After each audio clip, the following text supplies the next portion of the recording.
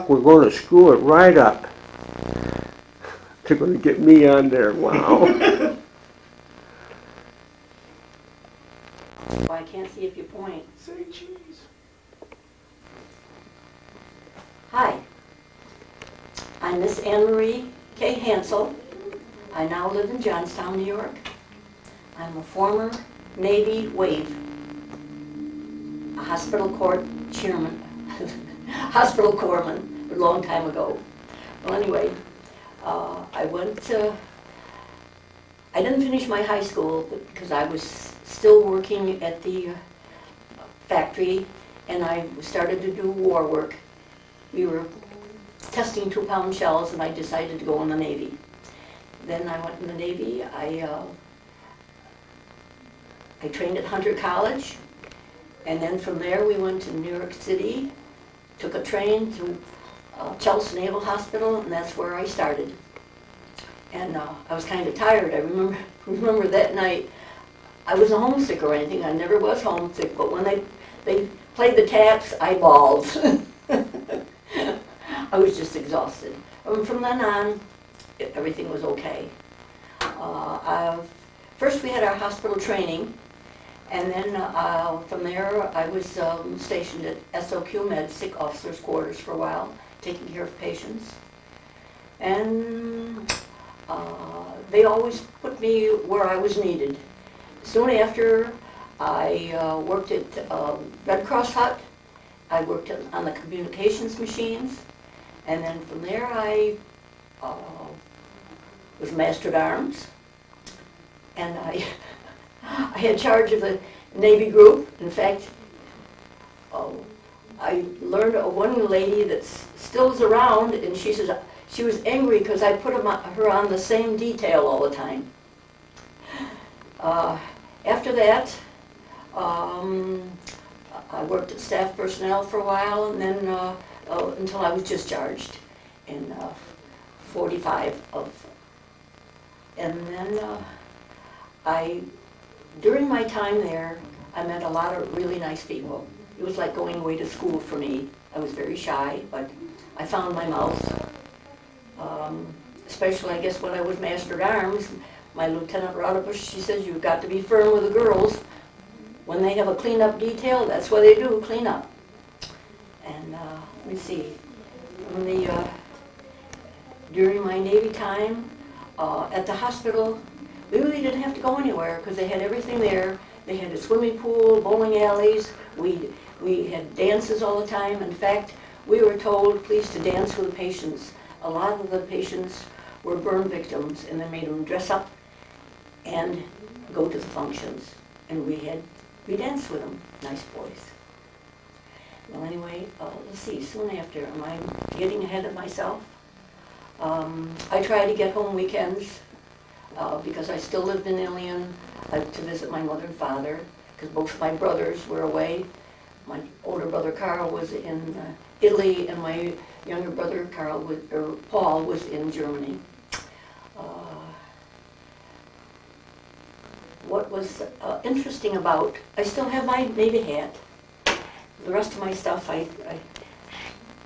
it's gone. It was a long time ago. This is the way I looked when I first went in. And this is later on. And this is the way I look now. I didn't keep many memorabilia for this occasion, but the main thing is that I did see this lady. She was Helen Keller. She visited the patients. She couldn't hear, see, or talk, but she had her helper with her, and the fellows were just thrilled. Now, let me see. What was nice about this, being in the service, it helped me later on. I came home to work for a while at Remington, but I took care of the GI Bill. I took advantage of the GI Bill, and first I went to a school in New York City for just a little while, and then a group of us decided to go to Europe. So we caught the boat America, and we went to Europe, and I was there for a whole year. And I met some very nice people there. In fact, during the summer vacation, we had 4 weeks off. We stowed our stuff, and we went by bus all the way through France, Spain, Morocco, Casablanca, over to Marrakesh, went around to Barcelona, over to Palma, Mallorca, and home. And then I had a few days left of school, and then I went home on the Isle of France, a French ship, and got seasick. But I enjoyed being home again. And then soon after, I was home for a while, and I was transferred from Remington, with Remington Rand, to Pittsburgh, Pennsylvania in the sales field. And through them, I had a good job. I was the counting machine division assistant, and I bought a home on my GI Bill. And I stayed there, and I lived there for a while until my mother died. My father died first, and then I moved my mother to Connecticut. When my mother died, that's how I moved back here to New York State. Is there anything you want to ask me? Well, what was your most memorable experience about the service? Yeah. Well, to me, I guess part of it was meeting a lot of wonderful people. I was treated like a lady. I really was. And meeting this lady, this Helen Keller, was great. And I still have some friends that came back with me in the service. Of course, several of them passed away. You know. Do you think that the military experience helped you an awful lot in life? It certainly did, because I didn't go ahead on my education. I just had a high school diploma.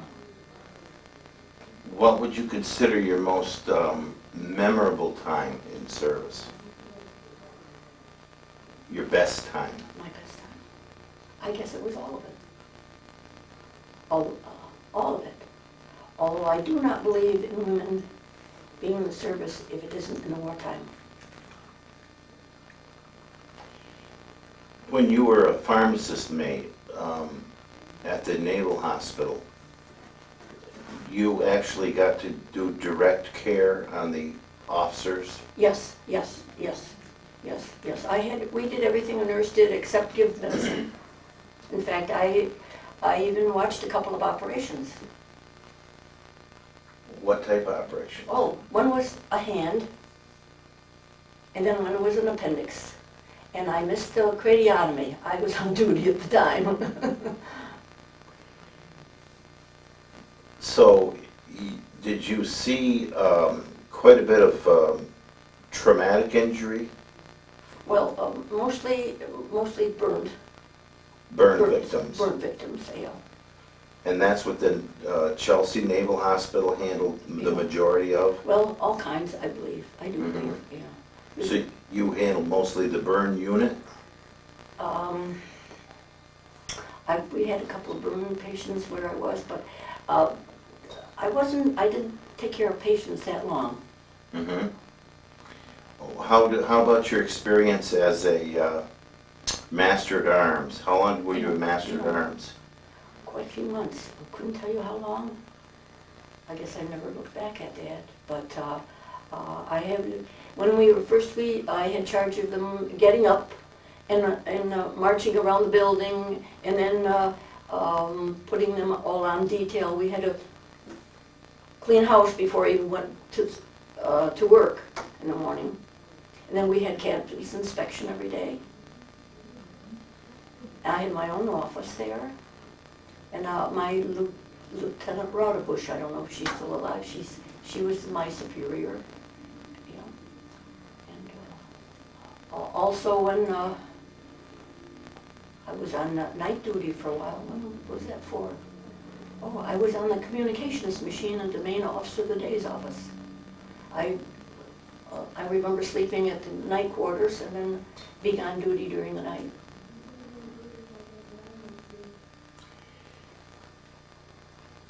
would you say was your worst experience in the military?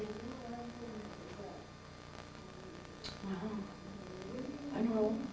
I guess maybe just one thing. When I was on the communications machine at the Red Cross hut, I had to keep the cash box. And I had to sleep with it because when I went to the main office, the day's office, to put it in the safe, they couldn't guarantee that the money would be there the next day. So I went back to the barracks and slept with the cash.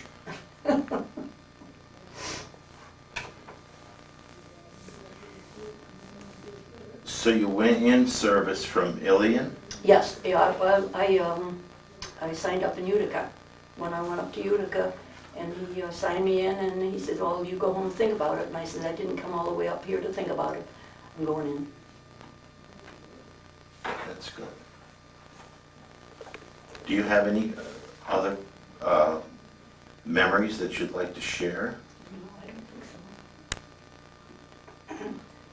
so. It was good for me. I don't know if any other women had a bad time, but I was treated very nicely. Explain to me the job that you had before you went in the war when you were working for Remington Rand.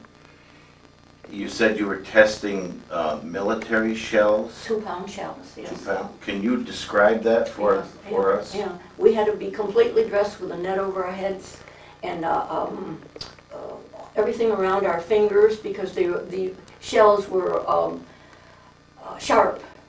And then we wore slacks and aprons. Took us a while to get even dressed up to wear them. And then we had boxes of the shells that come down this way and come down this way in a big machine where we tested them. We picked up the 2-pound shells, 2 pounds each, 4 pounds. We put them in this machine and either weighed them, or if they were too high or too wide or something, if they were bad, we discarded them. If they were good, we put them down, and we did that all day. Just boom, boom, all day. And that's why it was a while I did that. And finally the war really started, and I thought, the heck with this, I'm going in the service. So that's why I went in the service from there. Thank you. Thank you. Okay. I want to talk just a little more about Helen Keller. When she came to our hospital to visit the patients, it was in November 30th, 1945. Of course, she couldn't see, hear, or talk, but she was quite an inspiration to the patients. And I'm emotional when I think about it, because anybody that complains, think about her, you know. I've kept some of these are squeegee, these are little magazines that I kept from where I was at Chelsea Naval Hospital. I guess I have 2 of them left. And I still have my hat. I still have my hat. And I wear it once in a while. And this is young'un, 23 when I went in.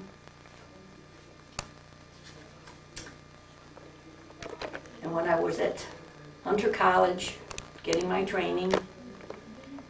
And this is the young lady when I came out. How old were you then? You see, this is, well, by this time I was, no, this is a little later.